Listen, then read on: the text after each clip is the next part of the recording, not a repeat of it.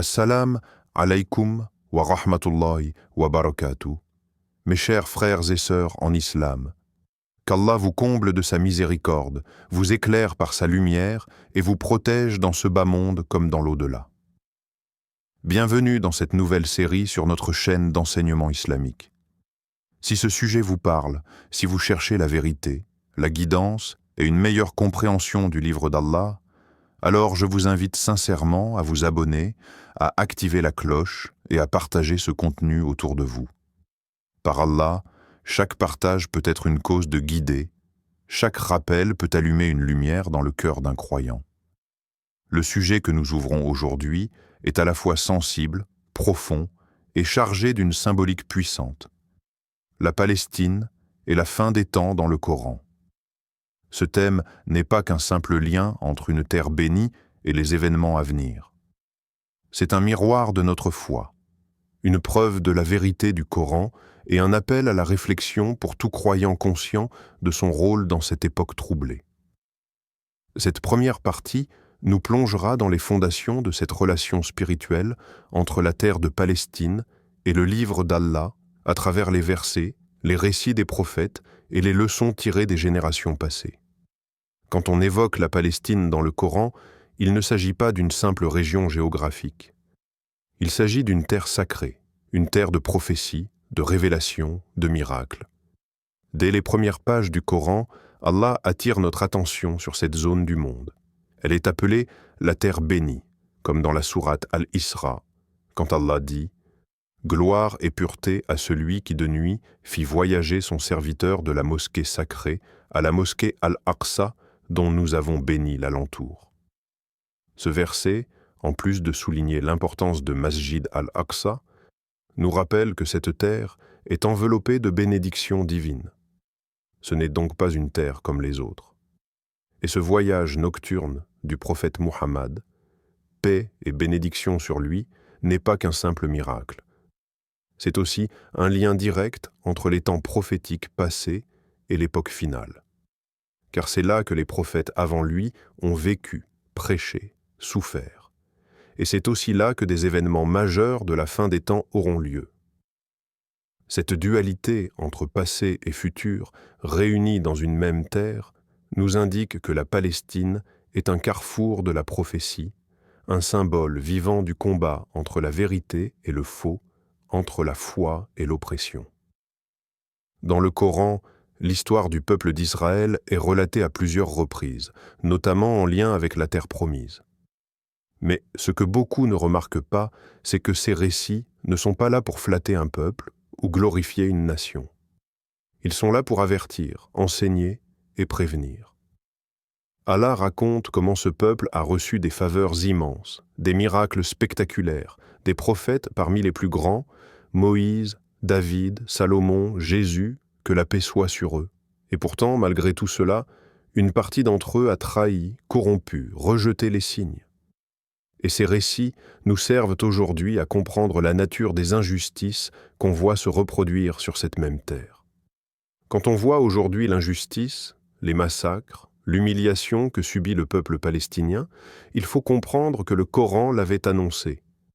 Pas dans le détail politique ou dans les alliances des puissances mondiales, mais dans l'essence spirituelle du combat. Le Coran nous apprend que le mal s'acharne toujours sur ceux qui défendent la vérité, que Pharaon cherchera toujours à anéantir Moïse, que les tyrans s'allieront toujours contre ceux qui appellent à la justice et à la soumission à Allah. Et c'est précisément ce que nous voyons aujourd'hui. La Palestine est devenue le reflet de cette lutte millénaire entre le haq et le batil, la vérité et le mensonge, la lumière et l'obscurité. Mais ce combat n'est pas sans fin, et c'est là que la notion de fin des temps entre en jeu. Dans plusieurs versets et hadiths, il est évoqué que les épreuves s'intensifieront à la fin du monde, que la vérité sera confondue, que les injustices domineront, que les croyants seront opprimés. Et pourtant, Allah promet aussi que la victoire appartient à ceux qui patientent et qui croient. La Palestine, dans cette optique, devient un test pour la Oumma. Un thermomètre de notre engagement, de notre solidarité, de notre foi vivante ou passive. Elle nous interroge. Que faisons-nous pour nos frères? Que faisons-nous pour cette terre sainte? Que faisons-nous pour défendre la parole d'Allah? Et dans cette épreuve, le Coran nous pousse à rester lucides. Il nous enseigne que les cycles de l'histoire sont entre les mains d'Allah, qu'un peuple ne peut être vaincu s'il garde son lien avec son Seigneur, que la promesse divine ne faillit jamais, et que même si l'injustice semble triompher, elle est toujours vouée à disparaître. C'est ainsi qu'Allah a détruit les tyrans du passé. C'est ainsi qu'il renversera ceux d'aujourd'hui, le moment venu. Ce lien entre la Palestine et la fin des temps n'est donc pas qu'un simple sujet d'actualité. C'est une question de foi, une lecture eschatologique, un signe pour les croyants. Le Coran ne cesse de nous appeler à observer les signes, à méditer, à tirer les leçons des peuples avant nous. Et ce que vit aujourd'hui la Palestine, ce n'est pas uniquement une crise géopolitique.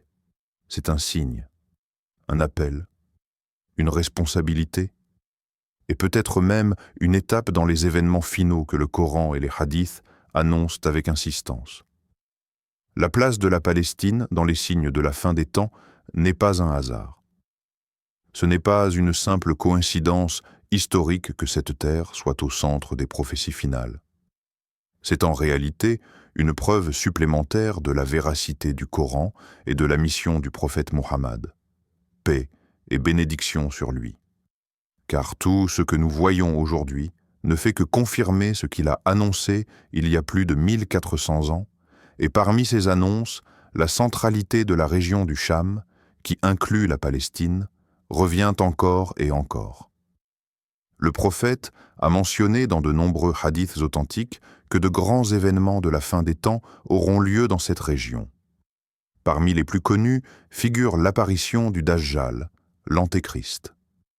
C'est dans cette région que son mal se manifestera avec le plus d'intensité. C'est aussi là que le Mahdi mènera ses armées. Et surtout, c'est à Jérusalem que le prophète Issa, Jésus, paix sur lui, descendra du ciel pour rétablir la justice, tuer le Dajjal et purifier la terre. Tous ces événements majeurs ne sont pas anodins. Ils se concentrent sur une seule terre, la terre bénie. Le hadith du prophète dans lequel il dit « Le groupe de ma communauté restera toujours sur la vérité, victorieux, ne craignant pas ceux qui les trahissent ou s'opposent à eux, jusqu'à ce que vienne l'ordre d'Allah, et ils seront dans le Cham et particulièrement forts. » Ce groupe, qui selon certains savants inclut les croyants de Palestine, continue aujourd'hui à résister avec foi, à tenir bon malgré les injustices, à défendre les lieux saints, à garder l'honneur de cette Ummah debout. Et ce hadith les désigne comme étant au cœur de la vérité à la fin des temps. Ils sont la preuve vivante que la foi peut triompher de la force brutale. Dans ce contexte, Masjid al-Aqsa devient bien plus qu'un lieu sacré. Il devient un symbole d'identité, de foi et de lien direct avec la fin des temps. Celui qui défend cette mosquée ne défend pas seulement un bâtiment ou une cause nationale, il défend un repère spirituel, un point d'ancrage prophétique, une promesse divine. Car ce lieu est celui où les prophètes ont prié, celui où l'imam Mahdi priera derrière Issa et celui autour duquel se réunira la vérité à la fin. Le lien est donc direct entre la préservation d'Al-Aqsa et la fidélité à la prophétie. Quand on comprend cela, on réalise que l'attaque contre la Palestine et contre Jérusalem n'est pas seulement une guerre politique. C'est une guerre contre un symbole divin, une guerre contre un des centres de l'islam. C'est une guerre entre le faux et la vérité, entre le Dajjal et les croyants. Et celui qui se range dans cette lutte par sa parole, son soutien, sa prière, sa solidarité, participe à cette promesse divine. Ce lien profond entre la Palestine et la fin des temps n'est pas simplement un rappel historique ou théologique. C'est un appel vivant à la foi, un miroir qui nous montre où nous en sommes en tant qu'Oumma. La Palestine, par les souffrances qu'elle endure, par la résistance qu'elle incarne, par la dignité de ses enfants, nous oblige à sortir de notre sommeil spirituel. Elle nous rappelle que le combat entre le vrai et le faux est réel, qu'il est en cours et qu'il se terminera, par la permission d'Allah, par la victoire du Haqq. Le Coran nous enseigne que les oppresseurs ne resteront jamais éternellement puissants, que les tyrans d'hier ont tous été brisés par la volonté divine, que la promesse d'Allah est toujours véridique, même si elle semble lointaine. Dans la Palestine d'aujourd'hui, nous retrouvons l'image des premiers croyants de la Mecque, peu nombreux, opprimés, privés de liberté, mais debout dans leur foi. Et tout comme Allah leur a accordé la victoire à travers la patience et la constance, il en fera de même pour ceux qui tiendront ferme aujourd'hui. La fin des temps n'est pas seulement un moment à attendre, c'est une préparation.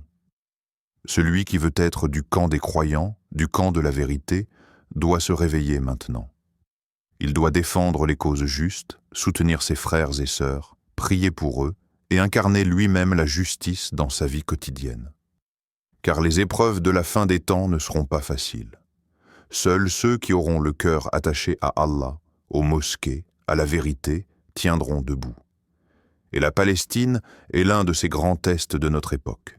Alors, chers frères et sœurs, prions ensemble, avec sincérité, avec force, avec amour pour nos frères et avec confiance en notre Seigneur.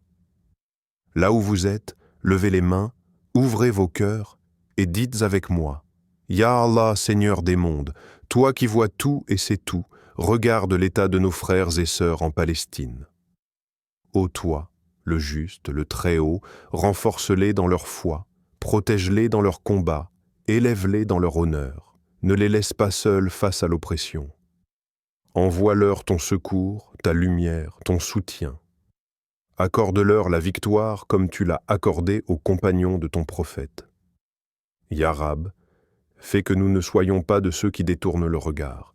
Réveille nos cœurs, rends-nous utiles à leur cause, et fais de la Palestine le lieu du triomphe de la vérité sur le mensonge, de la justice sur la cruauté, du tawhid sur toute forme de corruption. Amen. Si cette prière est montée de ton cœur, écris en commentaire: Allah est grand, pour montrer que tu es avec eux, que tu es du côté de la vérité. Et n'oublie pas de t'abonner à cette chaîne pour ne pas manquer les rappels, les invocations et les enseignements qui rapprochent d'Allah. Que la paix, la miséricorde et la lumière d'Allah soient sur vous tous.